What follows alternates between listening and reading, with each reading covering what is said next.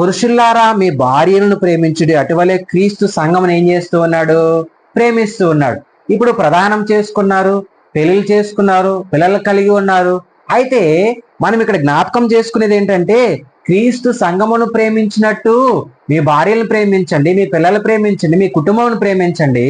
అదే విధముగా ఇక్కడ అంటూ ఉన్నాడు, అటువలే క్రీస్తును సంఘమును ప్రేమించి అది కలంకమైనను ముడతైనను లేనిదిగా ఉండాలంటూ ఉన్నాడు. హల్లెలూయా. కలంకమైనను ముడతైనదికి మనం లేకుండా ఉండాలని అంటే మనం ఏం చేయాలి? యేసుక్రీస్తే నిజమైన రక్షకుడని తెలుసుకోవాలి. ఆయన రక్తములో మనము కడగబడాలి. ఆయన వాక్యములో మనం ఏం చేయాలి? ఉదక స్నానం చేయాలి బాప్తీసము ద్వారా. హల్లెలూయా. మనము చూడండి, మనము ఎప్పుడు యేసుక్రీస్తు రక్తములో నిజమైన దేవుడని తెలుసుకొని రక్తంలో కడగబడి ఆ బాప్తీసములో మనము ఆ రక్షకుడు మనం ఒప్పుకుంటాము, మన పాపములను ఎప్పుడు సమాధి చేస్తామో అప్పుడు మన జీవితంలో ఏమొస్తుందో తెలుసా? మనము ప్రదానము చేయబడతాము. ఎవరికి? ఒకే పురుషుడైన యేసుక్రీస్తు ప్రభు వారికి. అయితే ప్రదానం చేయబడిన తర్వాత సంఘము ఎలాగుండాలని అనుకున్నాడు యేసుక్రీస్తు ప్రభు వారు? చూడండి, అది కలంకమైనను ముడతైనను ఉండకూడదంట. ఇప్పుడు చూడండి, కుటుంబాల్లో ఏముంటాయి? కలంకాలు ఉంటాయి, ముడతలు ఉంటాయి, భార్యాభర్త బంధములు, ఆ కుటుంబములు. సరే, మనం చూస్తే అనేక సమస్యలతో ఏమవుతూ ఉంటుందంటే కుటుంబము ముందుకు వెళ్తూ ఉంటది. అనేక సంవత్సరములు ప్రేమించి పెళ్లిళ్ళు చేసుకున్న వారి జీవితాలు అలాగే ఉన్నాయి. అదే విధముగా ఆ కుటుంబాలు కలిసి అందరూ పెద్దవాళ్ళు ఒప్పింప చేసిన కుటుంబాలు కూడా ఇలాగే ఉన్నాయి. ఎందుకనంటే వాళ్ళలో ఏం లేదంటే ప్రేమ అనేది లేదు. ఆ ప్రేమ ఎప్పుడు మనిషిలో ఉండదో అప్పుడు ప్రేమ పైన ఏముండదంటే నమ్మకం అనేది ఉండదు. అందులో కలంకం ఉంటది, అందులో ముడతుంటది. అయితే ఇక్కడ సంఘమునకు ఏముండకూడదు అంటూ ఉన్నాడు అంటే కలంకమైనను ముడతైనను ఉండకూడదు అని చెప్పి ఇక్కడ అపోస్తలుడైన పౌలు ఎఫెసీయుల సంఘమునకు చెప్తున్నాడు. ఒకసారి మనం చూద్దాం. మరి అట్టిది మరి ఏదైనాను లేక పరిశుద్ధమైనది గాను నిర్దోషముగాను ఉండాలంట. హల్లెలూయా. ఏముండాలంట? పరిశుద్ధమైనదిగా ఉండాలి, నిర్దోషముగా ఉండాలి. చూడండి, నువ్వు పరిశుద్ధుడిగా ఎప్పుడు మారుతావు? ఆయన రక్తములో కడగబడిన తర్వాత. నిర్దోషిగా నువ్వు ఎప్పుడు మారుతావనంటే ఆయన దగ్గర నీ పాపములన్నీ నువ్వు ఒప్పుకున్నప్పుడు. హల్లెలూయా. ఆయన దగ్గర నువ్వు నీ పాపములు ఒప్పుకున్నప్పుడు, ఆయన ఎరగక ముందు ఆయన గురించి సత్యం తెలుసుకొని నువ్వు ఆ బాప్తిసం తీసుకున్నప్పుడు నువ్వు ఇంకా కొద్ది క్షణాలు నువ్వు ప్రదానం చేయబడతావు యేసుక్రీస్తు ప్రభు వారికి. అప్పుడు నువ్వేం చేయాలంటే నీలో ఉన్న ప్రతి ఒక్క దానిని నువ్వు దేవుని దగ్గర ఒప్పుకోవాలి. నీ హృదయం ఏం చేయాలి? ఆయన పాదముల దగ్గర ఏం చేయాలి? కుమ్మరించేయాలి. అందుకే అంటున్నాడు వాక్యముతో ఉదక స్నానం చేయాలంట. హల్లెలూయా. వాక్యంతో ఏం చేయాలి? ఉదక స్నానం చేస్తే చూడండి, వాక్యం ఏం చేస్తుందంట? నిన్ను బ్రతికిస్తుంది అంటారు కీర్తనకారుడు. హల్లెలూయా. బాధల్లో ఏం చేస్తుందంట? అది నెమ్మదినిస్తుంది అంటది. హల్లెలూయా. చీకట్లో ఏం చేస్తుందంట? అది వెలుగునిస్తుంది అంటూ ఉన్నాడు. అది నీ వాక్కు ఆ చెవులకి ఏమైందంట?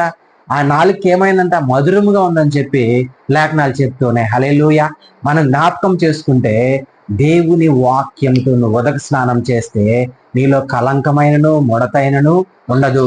అది పరిశుద్ధముగా ఉంటది, నిర్దోషముగా ఉంటది, అది మహిమగల సంఘముగా ఉంటదండి. హల్లెలూయా.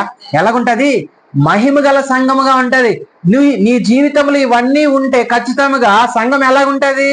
మహిమగల సంఘముగా ఉంటది. దేవుని మహిమ దాని మీద ప్రకాశిస్తూ ఉంటది, దేవుని మహిమతో నింపబడి ఉంటది. దేవుని మహిమ ఉన్న సంఘము ఖచ్చితంగా ఆ సంఘములు ఏమున్నదంటే కలంకమైనను ముడతైనను ఉండదు, నిర్దోషముగా ఉంటది. హల్లెలూయా. పరిశుద్ధముగా ఉంటది. ఆ సంఘము మహిమతో దేవుని కృపతో నిండి ఉంటది. ఇక్కడ అంటూ ఉన్నాడు సంఘముగా ఆయన తన ఎదుట దాన్ని నిలబెట్టుకోవాలనుకుంటూ ఉన్నాడు. ఏం చేయాలనుకుంటున్నాడు? ఆయన ఎదుట మనము ప్రదానం చేయబడిన కన్యకగా మనం నిలబడి ఉండాలంటే ఏం చేయాలి? మనం పరిశుద్ధమైన జీవితమును జీవించాలి. ఈ లోకంలో ఆల్రెడీ ముందు ఉన్నాం. పాత జీవితమును మనం ఎప్పుడు జ్ఞాపకం చేసుకోకూడదు. పాత జీవితము అది ఒక పెద్దవాళ్ళు చెప్తుంటారు, అది ఒక రోత జీవితం అంట. ఆ జీవితంలో మనం ఎప్పుడు వెనకకి తిరిగి చూడకూడదు. ఎందుకనంటే నువ్వు సత్యమును తెలుసుకొని ఉన్నావు. హల్లెలూయా. యేసుక్రీస్తు ప్రభు వారు ఏర్పాటు చేసుకొని ఉన్న ఆయన శరీరములో నువ్వు ఒక అవయవముగా ఉన్నావు. కాబట్టి ఆయన నీకు శిరస్సు అయి ఉన్నాడు. ఆ శిరస్సుకు నువ్వేం చేయకూడదు అని అంటే ఎప్పుడు కూడా అవమానం తీసుకురాకూడదు. అదేవిధంగా నీ భర్త జీవితంలో కూడా, నీ భార్య జీవితంలో కూడా ఇద్దరు కూడా ఎప్పుడు కూడా సమాధానం కలిగి ముందుకు వెళ్తూ ఉండాలి. ఇక్కడ ఈ శిరస్సుకి ఆయన శిరసై ఉన్నాడు కాబట్టి మనం ఎప్పుడు కూడా మనం ఏం తీసుకురాకూడదో తెలుసా? అవమానం తీసుకురాకూడదు. ఆయన పరిశుద్ధాత్మను దుఃఖపెట్టేవారిగా ఉండుటకు మనల్ని ఏర్పాటు చేసుకోలేదు, కానీ ఆయన పరిశుద్ధాత్మను సంతోషపెట్టేవారిగా ఉండుటకు దేవుడు నిన్ను నన్ను పిలుచుకొని ఉన్నాడు. హల్లెలూయా. అందుకే ఇక్కడ అంటూ ఉన్నాడు ఏమనంటే, నిలబెట్టుకునే వాళ్ళని వాక్యముతో ఉదక స్నానం చేసి దానిని పవిత్రపరిచి పరిశుద్ధపరచుటకై దాని కొరకు తనను తాను ఏం చేసుకున్నాడు?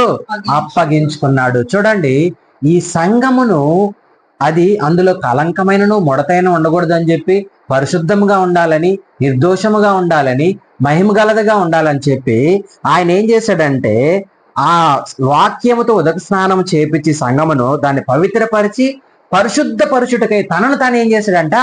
అప్పగించుకున్నాడు అంటూ ఉన్నాడు. హల్లెలూయా. మనందరికి తెలుసు కదా, ఆయన మన కొరకు ఏం చేశాడు? సంఘమును అది నీతిగాను నిజాయితీగాను యథార్థముగాను ఉండాలని చెప్పి, అది పవిత్రంగా ఉండాలని చెప్పి ఆయన సిలువలో మన కొరకు రక్తమును చిందించాడు. హల్లెలూయా.